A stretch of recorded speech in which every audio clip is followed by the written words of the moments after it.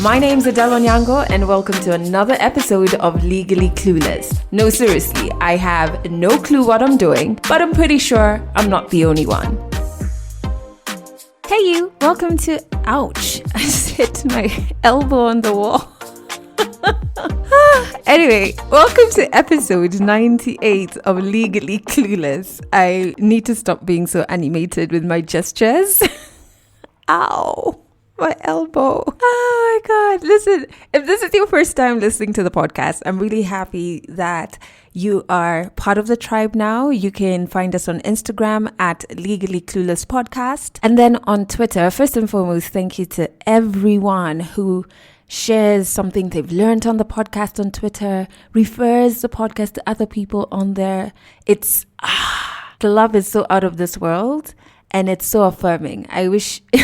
you knew how affirming it is to me. So on Twitter, please use the hashtag Legally Clueless. I like to thank and interact with each and everybody tweeting about the podcast. This episode has such a powerful story coming up. However, it talks about growing up in a violent home. So a lot of domestic violence and things like that, which I do know could be triggering to some. So in case you are not in the space to listen to that, you may want to hold off on listening to this episode until later. But here is a snippet of the story that's coming up later in the episode. I was 5. I remember this night I woke up and there was so much commotion in my house. My dad is bald, so I could see where he's bleeding, like a deep cut on his head. And he told me that mom is trying to kill me. And I remember that evening we had guests, so we had to act like nothing happened. The night I woke up and my dad had poured like hot water on my mom and she was screaming. I looked at her and asked her, like, how insecure do you have to be to tell your own child these things?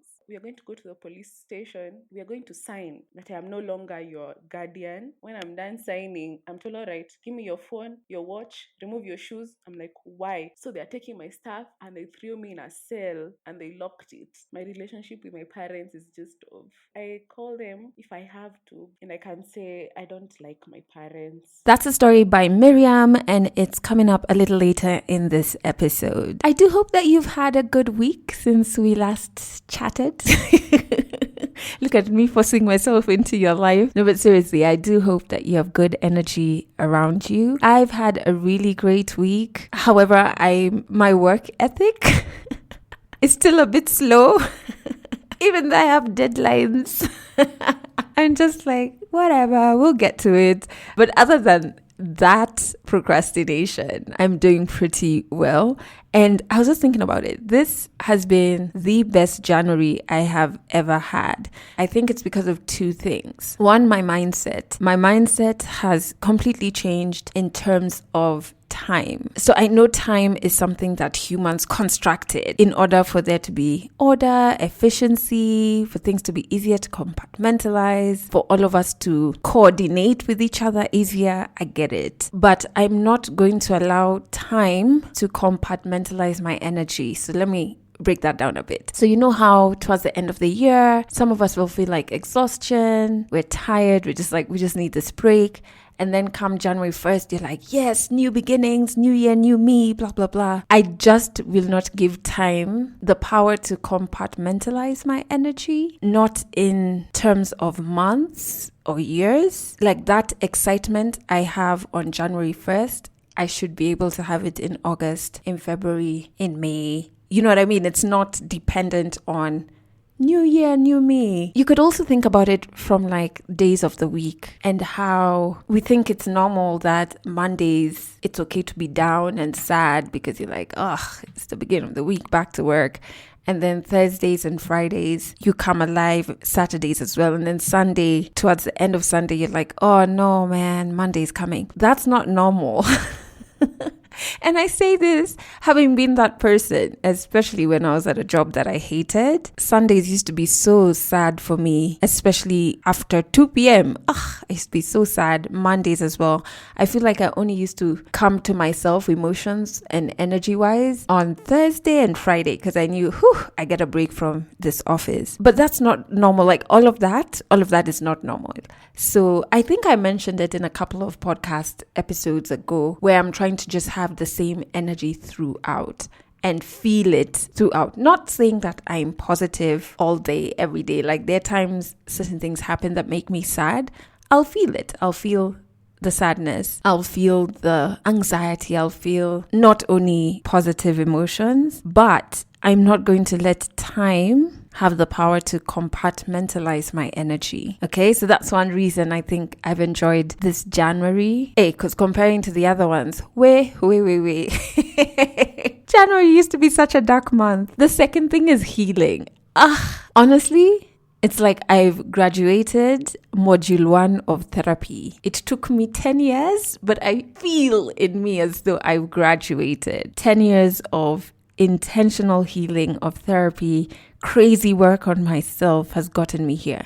Not to say that I am 100% at the mecca of self-awareness. Okay, maybe self-awareness, I'm pretty aware, but at the mecca of healing. Not to say that I'm there, but oh my word, I have made so much progress. It's ridiculous. Like all of the shit times that I had to relieve things in therapy, I now know that it's worth it. And if I have to relive them again as I go forward, I now have a much more open mind because I'm living the fruits of that. And it's, oh my word, it's freeing.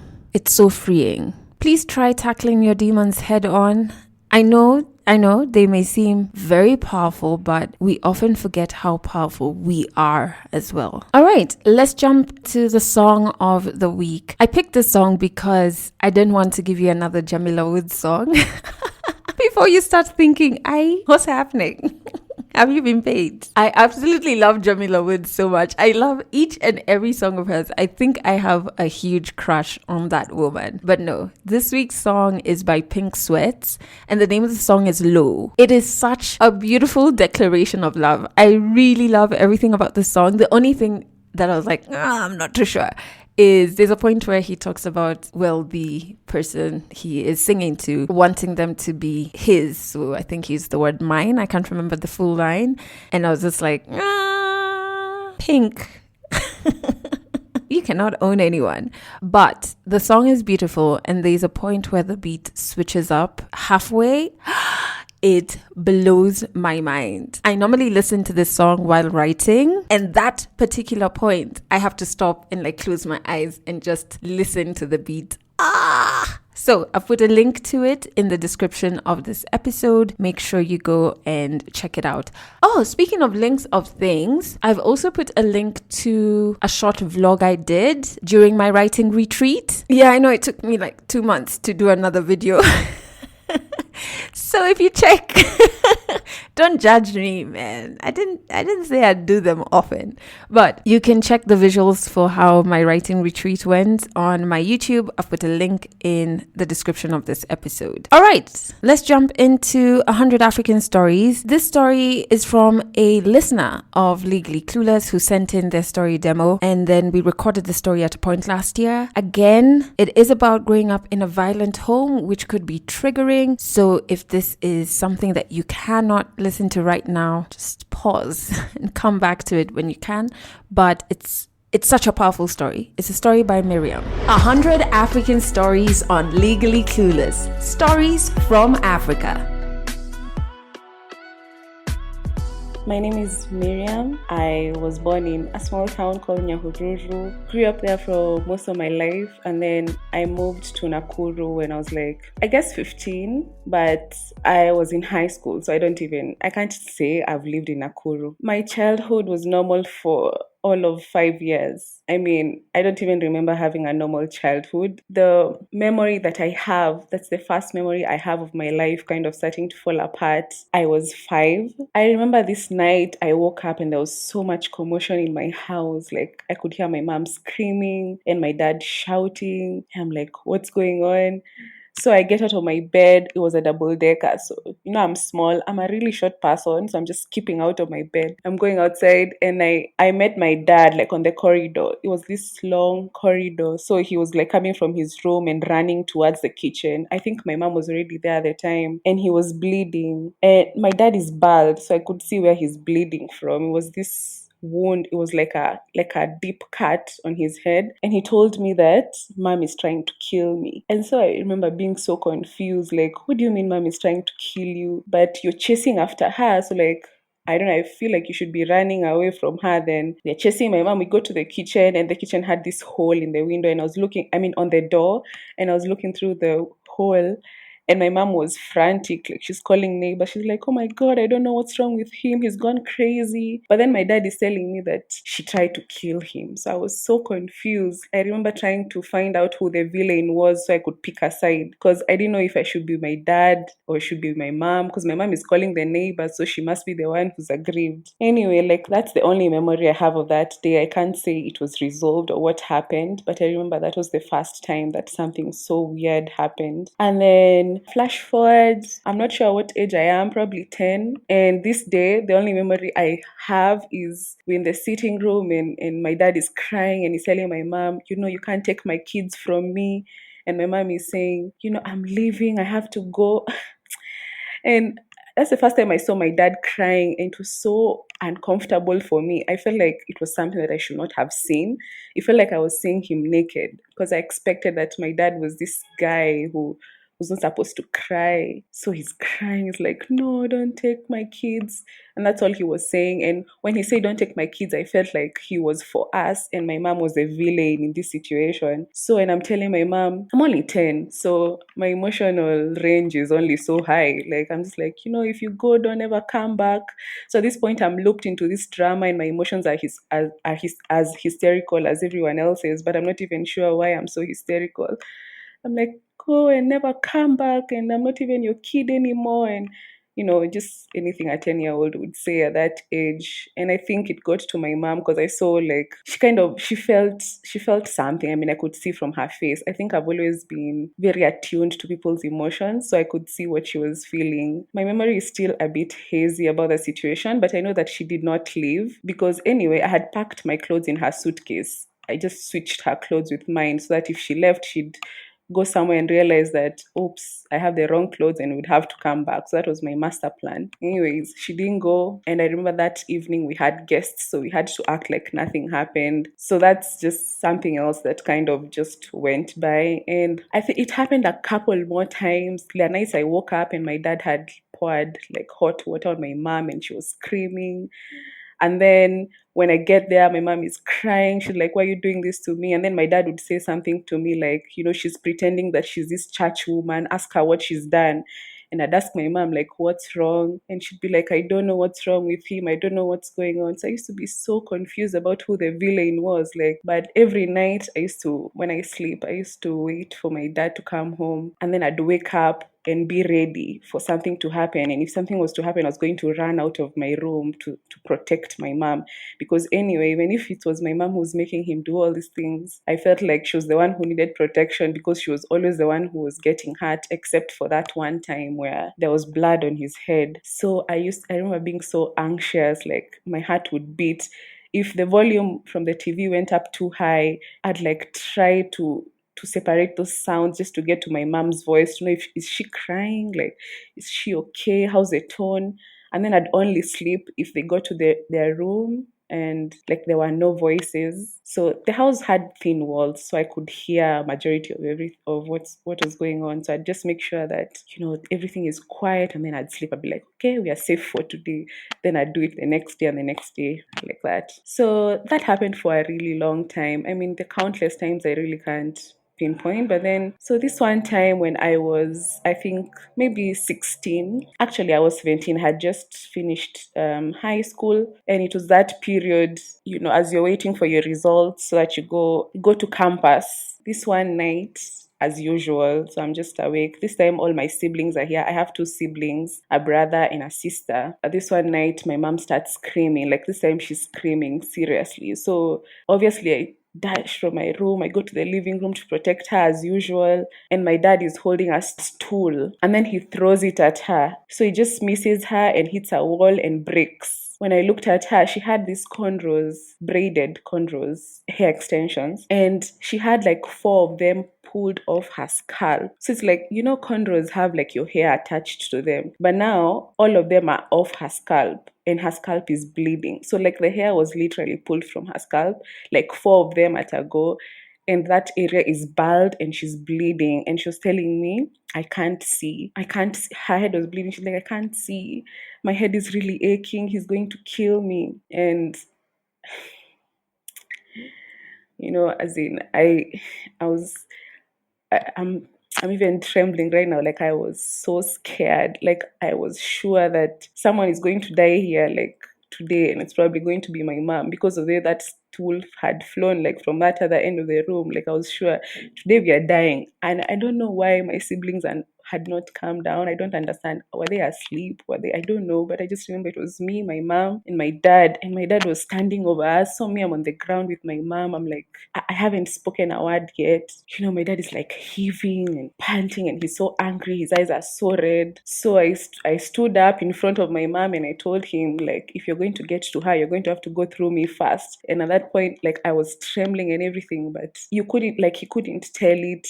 They usually say you say your truth even on your mouth. I mean, your voice is shaking. Yes, that's what I was doing. He was like, get out of my way. I told him, I'm not going anywhere. Like, if you want to kill her, you'll have to kill me first and kill all of us. At this that point, I'm using those words that my mom uses. You're going to kill me. Like. I remember telling my mom, just go to my room, like I'm going to deal with him. And she actually went, like she left the sitting room and she went to my room, and I was left in the sitting room with my dad. And I was asking him, like, what is your problem? Why are you doing all these things? Like, what is wrong with you? And he's telling me, don't talk to me like that. I'm your dad. I'm telling him, I don't care whether you're my dad, you've hurt her, like you're not supposed to do it. And I'm trying to rationalize with him, but I really like he was drunk, and he was not at a point to reason with me. So I just left the room and went to my bedroom where my mom was. That night, I think my mom she was just, I think, at the end of it. And I remember she was talking to me and telling me all these things that I didn't know.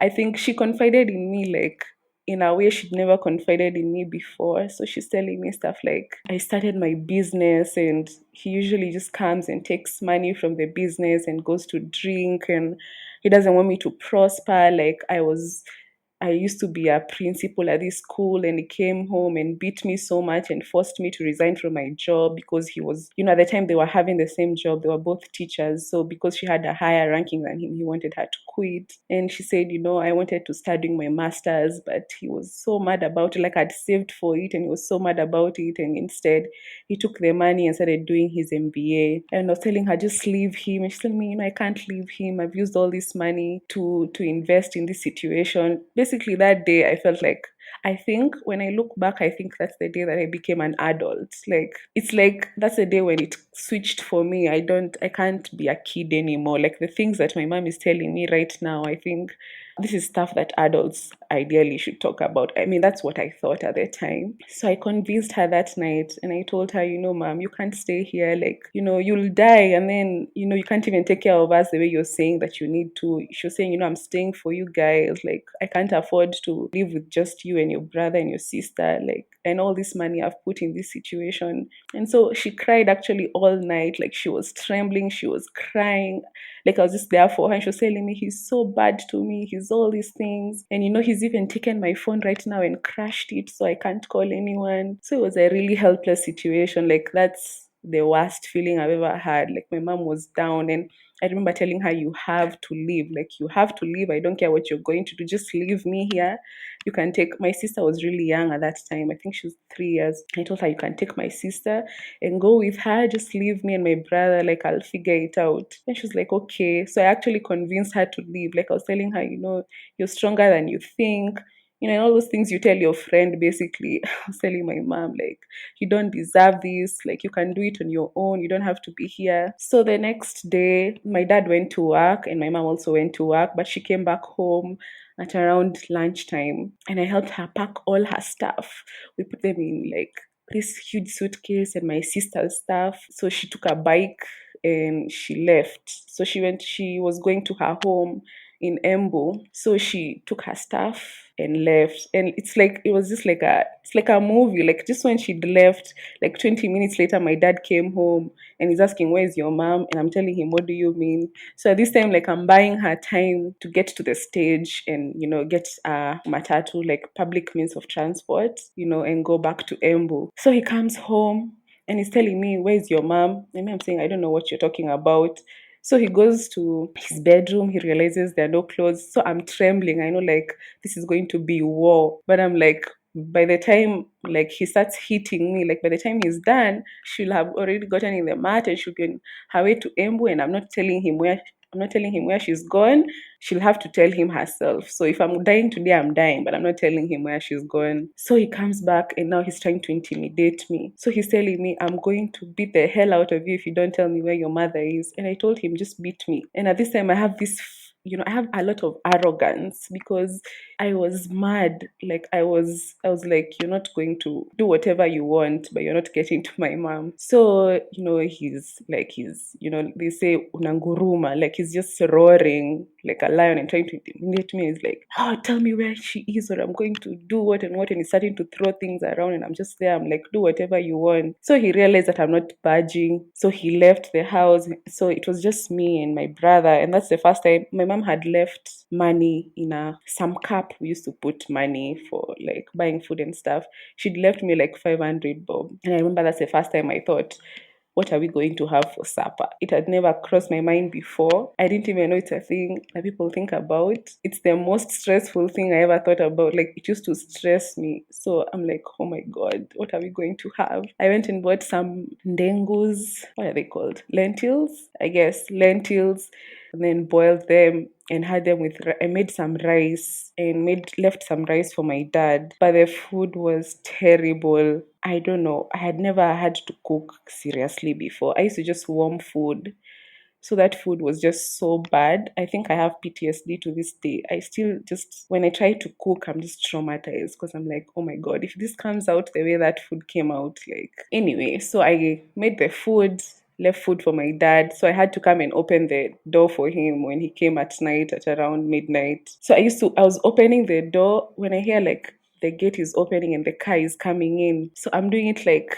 superwoman here. I'm serving the food, putting it on the. I just don't want him to find me in the living room because I'm afraid of the war or something. So I just put everything on the table. I open the door, make sure it's open, like just leave everything there so that when he comes in, everything is there. He does not have to bother me or anything. And then I'd be in my bed, like trembling, just waiting for him to be like, "This food is terrible, this food is disgusting," and stuff like that, and come beat me up. But it didn't happen. I don't know, it just never happened. My mom was gone for a while. And then just one day, I think it was like maybe 2 weeks, she came back and I was so mad. I was so mad. I felt that she could have found any other option, so many other options. I would have rather been poor than have stayed like in that situation. And I think that's when I started resenting my mom. I felt that she let me down, is what I can say, because I felt like I gave so much of myself to that situation. Like I experienced so much trauma and just I had to grow up so quickly. Like my ugali, I had struggled so much to make ugali. I had struggled to think about what to eat. When will my brother take a shower? When will this happen? When will this happen? Only for her to go and just bluff and then come back. I was mortified. I can't believe this. So from that point onwards, I was just like, if I leave this house, I am never coming back. Like, you deal with your own issues. I've tried my best to help you. Like, I've put myself on the line for you. I've done everything I feel like was possible for me to do. I've even taken care of my brother. I gave you the most encouraging motivational speech I could have given you at my age, and you've still come back and let me down like this. I'm just done. I'm done with you. So yeah, I left home for campus. I was there for a while. Like, life was good and everything. The only time I experienced this stuff was when I had to go home for my long hauls. And even then, I always tried to find something to do, like a job or something that would keep me occupied. But obviously, this stuff still happened sometimes when we were home because my dad didn't change. He just lied. Like, he was forced to, I guess, to pay dowry again or something of the sort. And then my mom had to come back. I think that's how it happens here. You just go home, your husband is fined, and then you just go back. So when I was 21, I'd gone home for Christmas. So school had closed. It was December for sure, but it was not Christmas yet. And I was just home minding my own business. At this point, like, I was trying to detach from my parents as much as possible. I was trying not to listen to their conversations. If my dad came home drunk, I'd just close my ears and use my pillow just so that I don't have to hear and not have to care. But I cared because if I had a third, like, I would remove my pillow just to make sure it was not my mom who's maybe dropped dead or something of the sort. Anyway, so one day my mom had left. She left at around 9. And by the way, at the time, like, I was having my own issues. I was 21. I had a boyfriend who I felt I was in love with, and like our relationship was crumbling. So I felt like my life was crumbling. I think I was just having so many issues at that time. I just wanted to be in my bed and, text my friend and just cry about my boyfriend. So my mom left at 9 a.m. She just had breakfast and she left everything on the table. And then she came back at around noon and I had not left my bed. So everything that she'd left on the table at that time was still on the table. So she came to my room fuming. She's like, what kind of girl are you? How did you come to the living room and get all this stuff out? etc. etc. She called me to the living room and was like, the shoes are not wiped, the kitchen is not clean, all this stuff is not clean. All, like, she's just, how moms are. I guess not how moms are, but how my mom was. I told her, mom, I have not even left my room today. Like, I'm not even okay.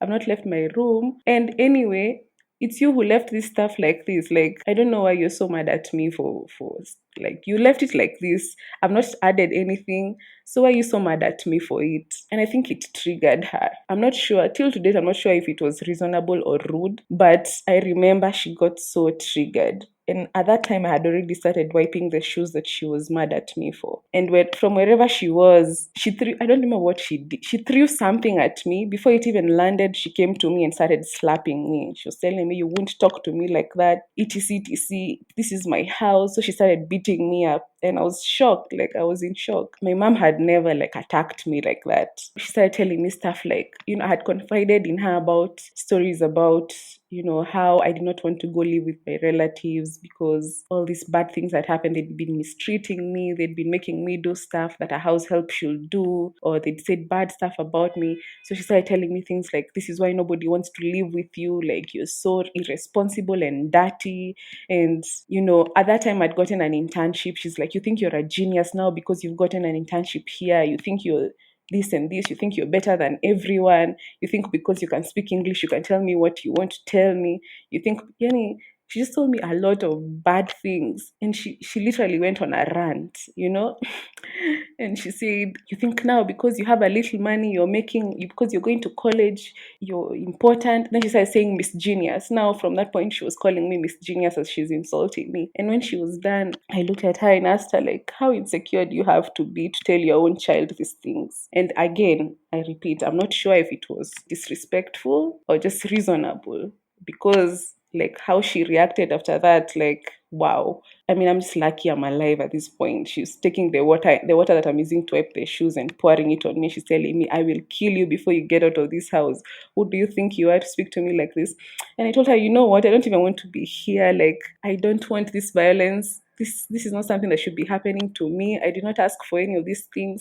And it's like in that moment, everything that I had held in about all the stuff that my mom had put me through and the resentment that I had for her staying just came bubbling out. And my family, it's always been so hysterical. Like, during these arguments, everyone is so hysterical and crying and shouting and screaming. So here I am doing the same thing. I'm like, this is just the worst thing that a child can go through. I asked you to leave and you came back. Like, I did all these things for you and here you are. Like, why would you do that to me? And now you're putting me through the stuff that you went through, and I didn't ask for any of these things. I don't have to be here. This is just terrible. I don't want any violence in my life. So I was hysterical, and I'm telling her I'm leaving and I'm never coming back. Like, I'm going and I'm going now. So I went to my room and I'm packing my stuff, and my mom is following me, and she's still insulting me. She's like, who do you think you are? Where do you think you're going? I'm telling her I have my own money. I'm making my own rent. At that time in campus, we used to do these writing jobs that used to give us money. So I could afford like 6,000 for rent for my bed sitter. So I used to pay my own rent. I'm like, I don't have to be here. She started telling me, you're sleeping with men for money and acting like, you know, it's your money. And I was so mad. Like the insults just kept coming. I'm telling her, just keep talking. I'm leaving and I'm leaving now. And I was packing my stuff. So now, so my brother is has come there now. Right now, I remember my brother's existence in all of this. I think he's a teenager now. He's telling me, just calm down, like all of you, just calm down. And I'm like, I'm not calming down. I have to leave this place. Like, who do you think you are to hit me? What have I ever done for you to hit me? Like, why are you letting out your stresses and your life and your so at this point, I've even started insulting her back. I'm like, you and your fucked up life are coming to me and putting all your stresses on me. Why would you hit me? Why would you beat me? Like, why would you talk to me like this? I'm your child. So I go to the door, and this time now my mom is blocking the door. She's telling me, you're not going anywhere. Like, what do you mean? I'm 21. I can leave. Get out of my way. Let me go. She's like, you're not going anywhere. So it's become really ugly. And now I start pushing her out. So at this point, I'm really hysterical. I feel like every emotion in my body is getting out, and I just want to leave. Just let me go. And the more she's telling me you can't go, the more I want to go. Like, get out of my way. So I start pushing her, and she starts pushing me back. And then she calls my dad and she says, I think your daughter needs psychiatric help. I think she's mad. And it threw me off the edge. I just remember telling her, how can you see that I'm mad? Do you know the things that I've gone through because of you? Like, do you know, like, it's like all the stuff that's in my heart is bubbling out now. And I still am not sure if it's irrational or it's warranted, but I am just bursting out like, this is not happening. How can you say I'm crazy right now? Are you serious? After what you've just hit me, you've thrown what I'm wet because you've been pouring dirty water on me. I don't know what that first thing she threw was. I still don't know. You've been insulting me. You've told me I sleep with men for money while I work my ass off just to make sure that you don't even have to give me a lot of money. And you're telling me I'm crazy. So my dad is like, I'm coming. Me, I'm relentless at this point. I'm like, I'm leaving. I'm hysterical. I just want to get out of this place and never come back. So my dad comes, and I'm always afraid of my dad. Like when he comes, I can stand up to him, but I will be shaking. So he comes home. I don't think he was far. He says, where do you think you're going? I'm like, I'm going to my place. I'm never coming back. And he's acting so reasonable. He's like, why? I told him, because Mom has just hit me. She's been insulting me because I didn't wipe the table and didn't wash dishes. She went on a rant and started insulting me. She told me that I sleep with men for money. She's told me all these things and I can't handle it. And me, no one has ever hit me. Mom will not be the first person to hit me because of such stuff, etc. etc. Then my dad said, okay. If that's what you want, then that's okay. So just take your stuff and leave. I'm like, cool. So right now it's 6 p.m. So I take my things, they're already packed. I wear my shoes. I'm like, hey, thank God. Like, this is the most rational human being I've come across. Like, thank you, Jesus. So I take my stuff. I'm like, whew, I can just go. I'm going to figure it out. Even school fees, I'm going to find school fees for myself. I don't need any of this. I'm 21. I'm an adult. I'll figure it out. I mean, in the movies, people usually leave their homes when they're 17. I can do this. I'm fine. So I'm walking on this. There's this road that you walk to and then get to like a tarmac where I can take a matatu, public transport, and then go to town and take another matatu to Nairobi. So right now I'm in Nakuru. So I'm just walking, I'm still crying, thinking about the stuff that has happened. Then I hear my dad calling me. So I look back and I see my dad. And I'm like, oh, no, this is not happening. No. So I start, like, I'm increasing my pace. So he's like, Miriam. I'm like, nope. I don't even want to look back. So I'm walking. And then I look back and he's running. So I start running as well. I'm like, this is not happening. So then my dad is like, he has like this big stomach because of this pot belly because of alcohol. So he can't catch me. If he's gonna run after me, he's not going to catch me. But now what he did, there was someone who had a bike. This is literally like a movie. There's someone who had a bike right there. So he told the guy to give him the bike so he could chase after me properly. He's chasing after me on a bike and I can't outrun the bike. So I was like, let me just stop. Let me just stop. So I stopped. He's like, go back home. I asked him, but you just told me to leave. Then he's telling me, I'm not going to talk to you. Just go back home right now before I hit you. I'm like, I'm not going anywhere with you. He says, don't argue with me because I'm going to beat you in front of all these people. So at this moment, some people have already come out, and it's starting to look like I'm just this teenager who's causing a scene. But me, I know what has happened. My dad has just told me you can leave, and now he's chasing after me with a bike, telling me to go back or he's going to hit me. I told him I'm not going anywhere. Then he slapped me. I saw stars, in in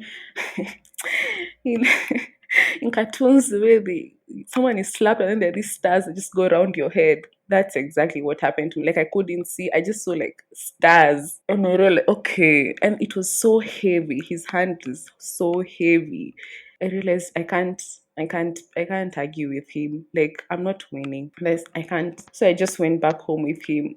You can imagine, like, I'm crying, I'm hysterical, I feel so helpless. I'm 21, I should have the right to live. I should be able to go. No one should hit me. This should not be happening to me. So I go back home. I'm told, if you want to leave, you won't leave now. You leave tomorrow morning because now it's 6 p.m. If you go out there and get killed and one of those things, it's going to be on me. And I'm asking, how is it going to be on you? I'm 21. Like, if I get killed, like, if you didn't kill me, no one is going to come for you. But my dad is any reasoning is just not allowed. It's just what I would say. So I felt so helpless. I felt like my rights were being infringed on. But who do you call in Kenya when your rights are being infringed on? You're 20, like, who's going to help you? Anyway, so that night, I don't think I slept. I was just crying the whole night. I was legit depressed. I was feeling trapped. I was feeling like I can't even leave. It's not even an option to leave. Like, it's like, stay here. The next morning, I woke up. They thought that I was done. And I was like, all right, it's morning. You told me that I could go in the morning. I'm ready to go. So my dad called my grandma. So they're calling everyone who can't talk to me. And these are people who don't even have a history of what I've gone through. No one is validating my feelings. No one understands. Everyone is acting like I am being irrational. In fact, the story at this point has changed to I want to go get married. I don't know how it got there, but yeah, that's what it is at this point. Like, I want to go and live with some boy who wants to marry me. So every adult who's being called is telling me, like, stop being rebellious and all these things. And I'm just like, that's not what's happening. And even if it was, I'm 21, just leave me alone. My dad told me, so when I was still like, no, I just want to go and marry him. And he told me, okay, what we are going to do, we are going to go to the police station, and we are going to sign that I am no longer your guardian, so that if you go out there and something happens, no one will come for me. I mean, I'm over 18. If something happens to me, like, nobody cares whether you're my guardian or not. But it's like, no, no, no, no, no, no. We have to go to the police station. We'll write everything off. We'll say that you want to go, and that will be it. And I said, fine. Like, at this point, I was willing to do whatever it took for me to just leave these premises and go, because honestly, I was just overwhelmed. I think, like, I had gotten to the brink of everything, to the end of everything. So I go there. I should have known that something was wrong when I saw my dad talking to the police people and like shaking hands with them. And I thought that this was supposed to be a really somber moment. We're just going there to sign up, to sign off, like, you've disowned me and all that stuff so I can leave. But like, it looks like you're so cordial with these people. I don't understand. So I go there and I'm given a book and I'm told this is where you're going to sign that you are no longer in his custody, etc. And some things you don't think about, some things. Even if something just does not make sense, there are things that will not cross your mind because, first of all, it's just unfathomable. So me, I'm signing there. I'm like, Miriam, and I'm like, what date is it? What time is it? And I'm like, wow, like, we even know, so that nobody will come back and be like, at this time, specific time, you are still in your father's custody. Me, I'm just signing. I'm like, yes, I'm done. When I'm done signing, I'm told, all right, give me your phone, your watch, remove your shoes. I'm like, why? Why am I removing my stuff? He's like, so Kenyan cops are not your friends. So I'm telling them, why do you want my stuff? I'm not giving you my things. So he starts saying, I'm not playing with you. Choosing away msichana. Don't disrespect me. I'm like, how am I disrespecting you? I'm asking you, why are you taking my stuff away? And it's like, the angrier you get, it's like your objectivity is questioned by you being hysterical. It's like the more annoyed you get, the more guilty you are. I'm like, no, I'm not giving you my stuff. Like, what are you arresting me for? Like, what is going on right now? So obviously I'm resisting. I'm like, leave me alone. Like, give me back my stuff. So now they're taking it by force, and a woman has been called because apparently now I'm fighting it. So a woman needs to be there so that, I won't be touched inappropriately or something of the sort. And the woman now is roughing me up, like she's slapping me and telling me, bring your stuff. Ati, don't play with us. We are not your age mates. So they're taking my stuff and they threw me in a cell and they locked it. And like, I, I can't even, you know, sorry. I can't even tell you how it feels. And it's just it's so dark, and it's like the ceilings are so high. I don't understand why. And it's locked, and it's wet on the floor, and it's locked, you know. And it's like, I just want to leave this place. Like, I just want to leave my parents. I feel like they're the worst thing that has ever happened to me. But now I'm in a cell. And so I'm trying to look back at, I'm trying to think, is it because I resisted? Is it because like I refused to give my phone? But then I'm like, why did I even give my phone in the first place? And then it dawns on me that actually what happened, I was not coming here to sign that.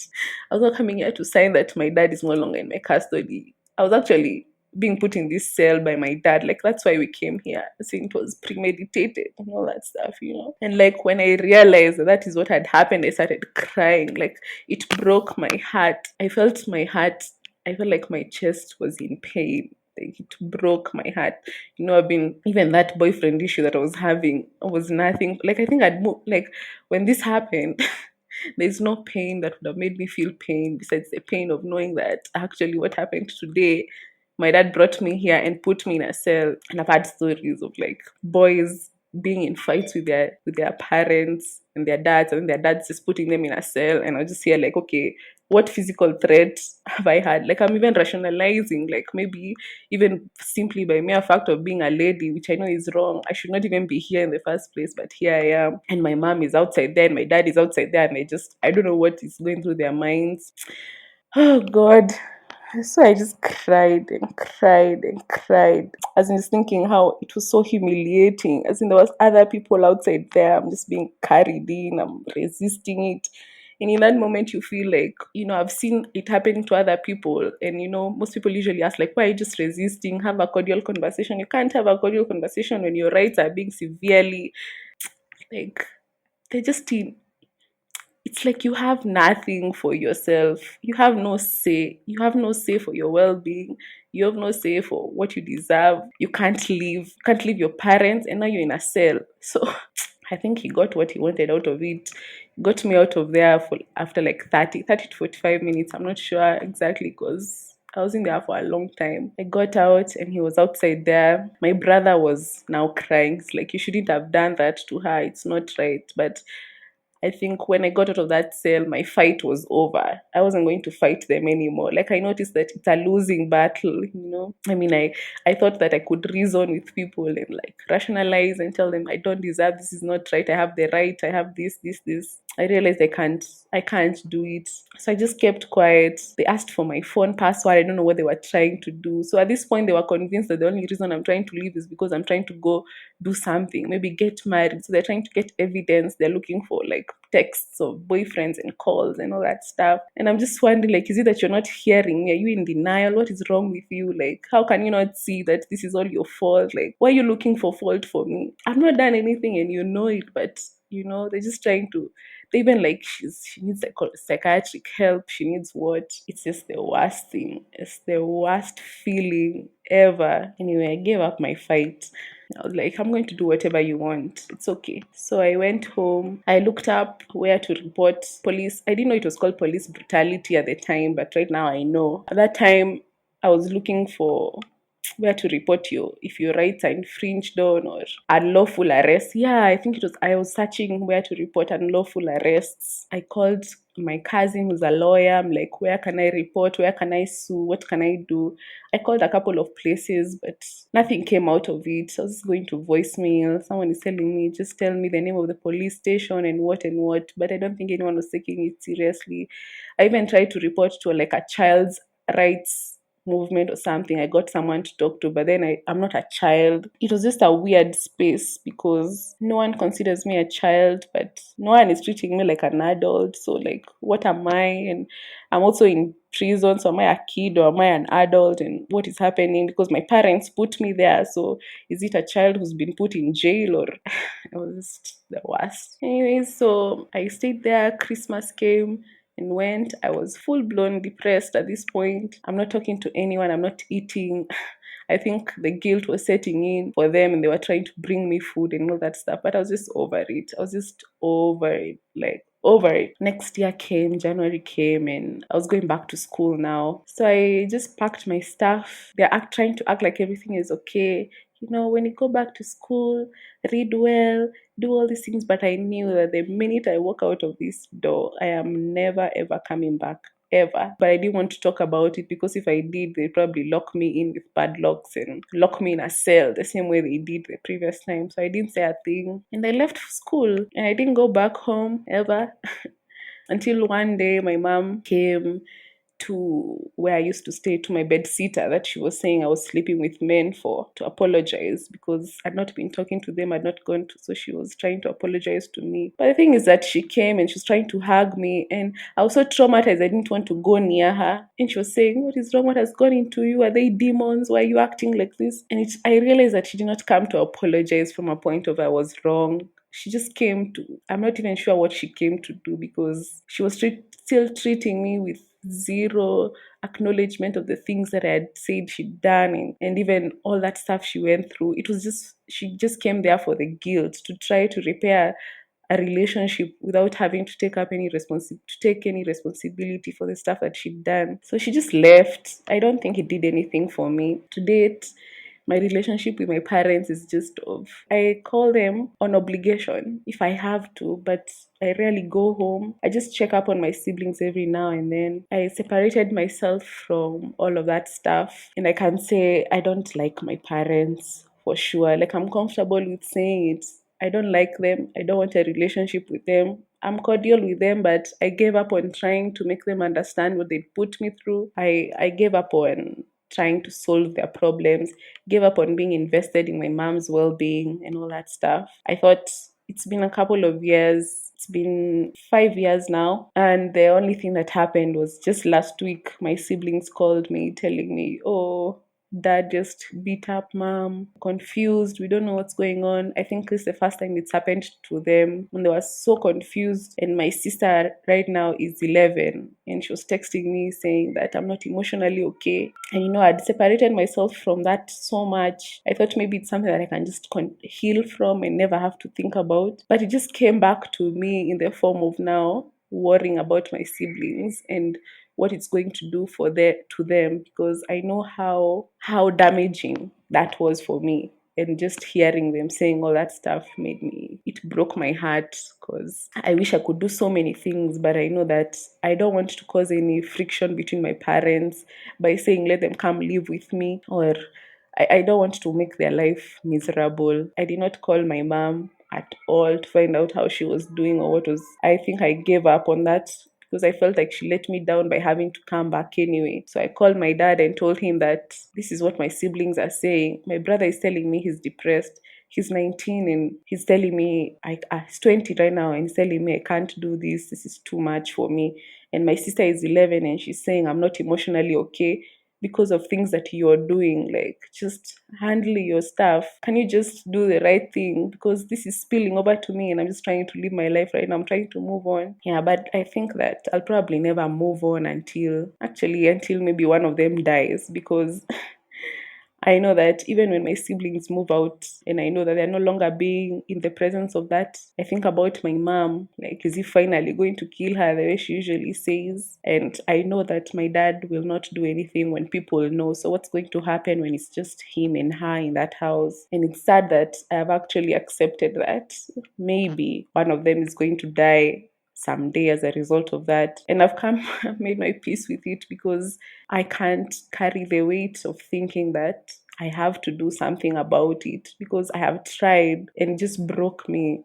And even now, I'm still healing from those things. Like, relationships I'm trying to build, they are littered with so much of that madness, the way I react to things. Sometimes I'm hysterical for no reason. Sometimes I think that I have to resort to some drastic measures to solve problems. I think I have hope to recover, but I'll see. If I had my way, I know that it is my responsibility and it's my choice, but I think that I would be a good mom, but I'm afraid to put my kid through things because I have gone through stuff. I'm afraid of the hurt that I have to spill over to my kids, and then they would have to recover from me as opposed to thriving from the stuff that I've taught them. So I'm still at a space where I'm trying to figure out if it's something I really, really want. Because I know the fact is that I'm afraid to have children. But if I ever come to a point where I feel like, okay, maybe I can do it, I will. The other day I was talking to someone and I was trying to put it across that people have to go to driving school to get a license to drive a car, but you're allowed to have a kid. And I was trying to express that I feel like so many people are not ready to have kids, but they're just having children. This was on thought that I was just afraid to have kids for career purposes. But I'm saying, what about how you raise? Are you even ready? Like, are you healed enough to have a kid? You're going to make your kid suffer, like trying to just be stable because you are not stable enough to have them. And they didn't even ask to be there. So people should just take their time. As I've grown, I've realized that there are some things that can push people to react in certain ways because maybe of the hurt that they've gone through. Over time, I've been trying to understand my dad maybe and my mom, because the situations that I've found myself in where I've reacted in a way that I didn't think I would react before. I know now, like, I'm aware of my actions, but maybe they were not. Maybe they did not take time to heal from the stuff that they went through, because I tried to live my mom's life as a kid, and she came from a worse situation. Maybe she has higher tolerance or she's willing to tolerate what was going on because where she came from was worse. So I've also been trying to understand where they came from and what was going on with them. I don't excuse their actions, but I understand that as a result of hurt, you can do things that you would not ideally have done if you had healed. Catch more African stories in the next episode of Legally Clueless. I told Miriam this, but I'll just repeat it. I am so thankful that she shared her story. It's so powerful. It's such an important story. And I know it's not easy to be that vulnerable. So I'm so thankful to her. I'm also thankful on a deeper level because that was my lived reality for a few years until my mom left my dad. I think she left him when I was in class 5, class 6. But my dad was super abusive, like physically abusive. And the anxiety that would come when I'd hear his horn, like when he comes home in the evening, it was intense because I'd just be thinking, imagine at that age, like, will he be violent today or will it be a peaceful night? Trying to broker deals with God, like, please just let him be peaceful and I'll make sure I'll do A, B, C, D. And I am so thankful that my mother left him. It was such a huge act of love for herself first, and then a huge act of love for my sisters and I. When I look back, I'm just like, I am so thankful she left him. I don't know about other countries, but here we normalized violent homes so much and we ignore the effects it has not only on the spouse getting abused, but on the kids. So like I remember once in therapy when it came up that people are always like, oh, you're never angry, which is just a lie. You're always smiling. I'm very scared of anger. And this came up in therapy. I'm scared of anger. I'm scared of confrontation. And so if somebody wrongs me, I will either just cut them off. By the way, blocking people and cutting people off is the easiest thing for me to do. Once I see we're heading in a place that's going to end in confrontation and anger, I'm like, wait. Block. I'm laughing about it, but in therapy, it did come up. And I remember my therapist telling me, you can communicate that someone has made you angry or has done something that made you angry. You can communicate that without it being abusive. For me, anger was synonymous with abuse, violence, confrontation, yelling, screaming, just a mess. And so I'd just stay away from that emotion. And obviously a couple of other things. But yeah, as I'm saying, like we don't really talk about the effects those environments have on the kids. So I just hope everything works out all right for Miriam's siblings who are still in that environment. But remember, you can share your story as well on the podcast. The Legally Clueless hotline is in the description of this episode. On WhatsApp, you can record a 1-minute story demo telling me a bit about the story you want to share and then send it to the hotline, which is +254 768 628 790. And then we will figure out a day to record. I'm so happy I'm back to recording stories. I have a story I'm recording tomorrow and it's by someone in South Africa. So that's always really great because then you draw parallels between my Kenyan experience, their South African experience, or maybe even learn a bit more about their culture. So yeah, excited to be back to recording stories. And if you stumble across something that you relate with on this podcast or that has made you feel a certain way, or maybe you just want to send some happy 100th episode messages my way, because that's where we're heading, you can record an audio note as well and send it to the same Legally Clueless hotline number. Hi Adele, my name is Bianca, and first of all, let me just say I am super excited that we're at episode 97. I'm already counting down to episode 100. I'm so excited and proud of you. Secondly, I was thinking today and I was just trying to tell myself, of all these 97 stories, which one is my favorite? And imagine I could not narrow down to one, because I feel like from all those stories, I've just have a different and totally new approach to life and to the journeys that we all go through, and they all have impacted me in a certain way. I was like, yeah, baby girl, you don't need to settle on one specific story. It's okay if you can't find a favorite. That's a good thing. It means that you learned from all those stories and you picked up lessons. And then now on today's episode, which is episode 97, Nancy's story, Simia was fascinated. Her story was so powerful in the sense that you would look at someone and think that everything is rosy and all, but again, deep down, they're also fighting their own battles. The thing that stood out for me in that story is that despite everything that she was going through, Nancy always showed up for herself, and I think that's so powerful. Like, I really loved it. I know. In this lead up to the 100th episode, I'm really excited about it. Initially, I'd wanted to have an event, but then the new directives actually forbid public gatherings. And then when I thought about it further, it just felt like it would not be responsible of me to put you in that space as well. So I had to change the plans. But I'm super excited about what's going to happen on the 8th of February when the 100th Legally Clueless episode goes out. I'm just so excited. I'm so excited. I need to end this here before I give out anything that's meant to be a nice surprise. But I also need to end this here because remember my new Askari? He has started his turus right under the window of this recording room. And then there's my other neighbor who has been mowing his lawn from like 9 a.m. I don't know what's happening. I need to move out of Nairobi. This noise, I cannot. But in the meantime, remember you can catch this podcast on Trace Radio every Monday, Wednesday, and Friday at 9 a.m. and at 8 p.m. That's if you're in Kenya. If you're not in Kenya, this podcast also plays on Trace Play. And of course, new episodes every single Monday. That's it for this episode of Legally Clueless. You can share this podcast with your friends. You can keep it for yourself. I'm not judging. Just make sure you're here next week for the next episode.